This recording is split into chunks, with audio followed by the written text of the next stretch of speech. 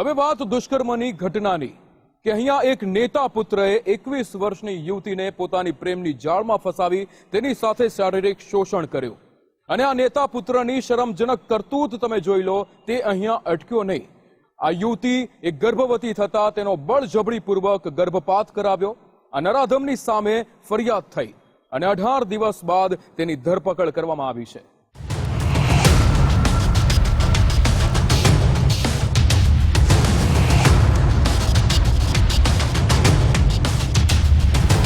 हमारी पहचान हुई थी और पहचान होने के कारण उसने मुझे अनगढ़ माता के मंदिर बुलाया था, जिसके बाद उसने मेरे साथ दुष्कर्म किया, ये सब कुछ किया। अनिरुद्ध का दोस्त आया था, उसके मामा आए थे गन लेकर कि अबॉर्शन तो कराना पड़ेगा, जबरदस्ती करके मुझे लेके गए थे। अनिरुद्ध ने डायरेक्ट पैसे की गड्डी रिसेप्शन की जगह पे डॉक्टर के कैबिन में जाकर किया। સાંભળ્યા આ એક શબ્દોને। આ શબ્દો છે એ યુવતીના, જેની જિંદગી સમયની એ ડગર પર આવીને ઊભી છે, જેનું વર્ણન અને વેદના શબ્દોમાં કરવા જઈએ તો શબ્દો ખૂટી પડે। આ શબ્દો એ યુવતીના છે, જેને નેતાના પુત્રએ લગ્નની લાલચ આપી તેનું સર્વસ્વ લૂંટી લીધું।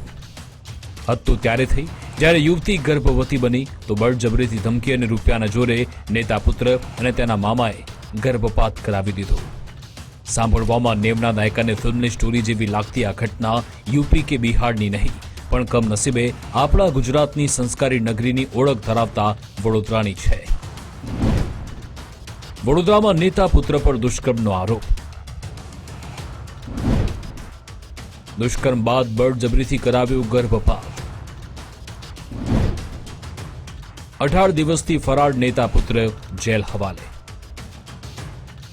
21 વર્ષીય યુવતીએ નોંધાવેલી ફરિયાદ બાદ છેલ્લા 18 દિવસથી અનિરુદ્ધસિંહ ગોહિલ પોલીસ પકડતી દૂર હતો।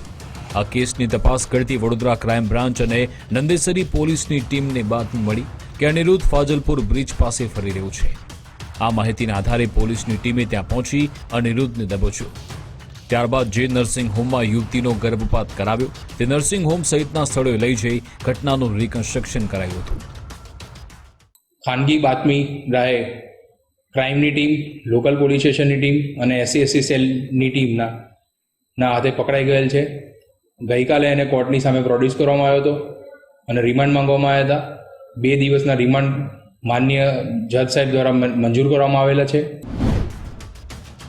ઘરે અને હોટલમાં લઈ જઈ વારંવાર આચર્યું દુષ્કર્મ। પોલીસથી બચવા વાળ કપાવીને ફરતો અનિરુદ્ધ। અનિરુદ્ધના પરિવાર, મિત્રો અને નર્સની સંડોવણી। આરોપી અનિરુદ્ધ પાસેથી એક બુલેટ, એક કાર અને આરોપીનો મોબાઈલ જપ્ત થયો। પોલીસને ઓળખી ન શકે તે માટે આરોપીએ પોતાના વાળ પણ કપાવી નાખ્યા હતા। પોલીસ ફરિયાદ મુજબ 2 વર્ષ પહેલા યુવતી અને આરોપી અનિરુદ્ધ સંપર્કમાં આવ્યા હતા। એ પછી અનિરુદ્ધ યુવતીને તેના ઘરે અને હોટલમાં લઈ જતો અને શારીરિક સંબંધ બાંધતો।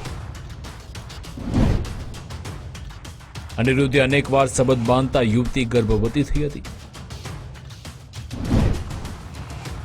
યુવતીએ ગર્ભવતી થયાની વાત અનિરુદ્ધને જણાવી।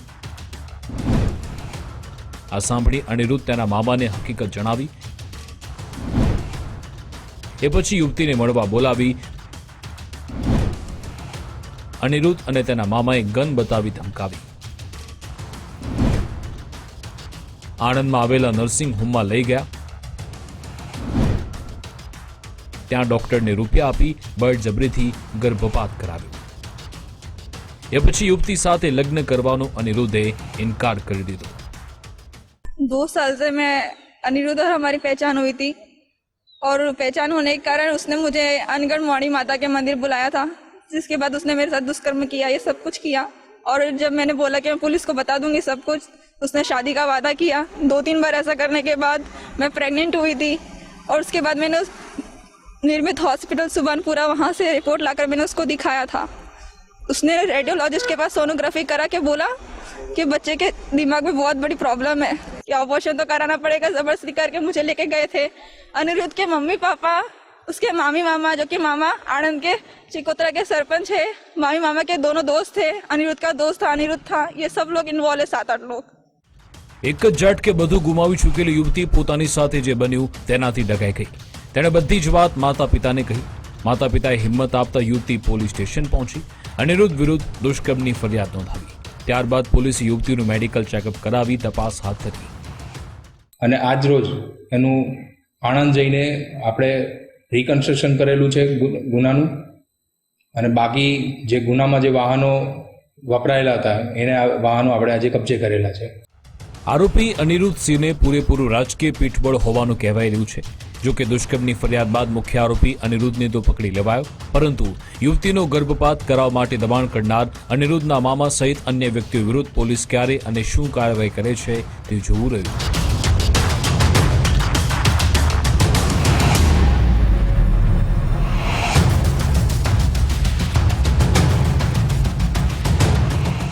અલ્પેશ સુથાર, ગુજરાત ફર્સ્ટ, વડોદરા.